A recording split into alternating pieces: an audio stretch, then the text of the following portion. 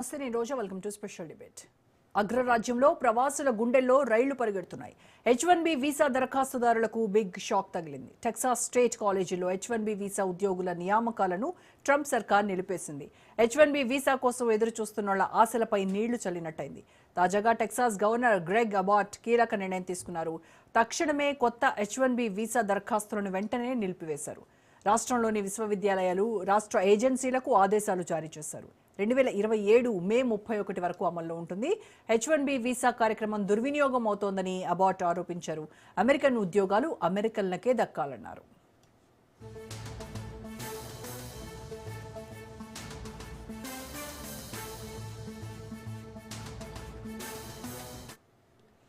విదేశీ కార్మికులను ఉపయోగించుకునే ముందు అర్హత కలిగిన అమెరికా కార్మికులను నియమించుకోవాలని స్పష్టం చేశారు Texas governor Abbott.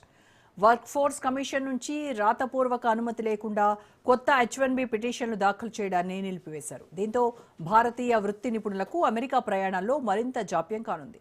H1B వీసాల stamping, interview అపాయింట్మెంట్లు 2027లోకి మారాయి. ఇప్పటికే వేలాది మంది వృత్తి నిపుణులు భారత్లోనే చిక్కుకుపోయే పరిస్థితి నెలకొంది. మరికొందరు ఉద్యోగాలు ప్రమాదంలో పడ్డాయి.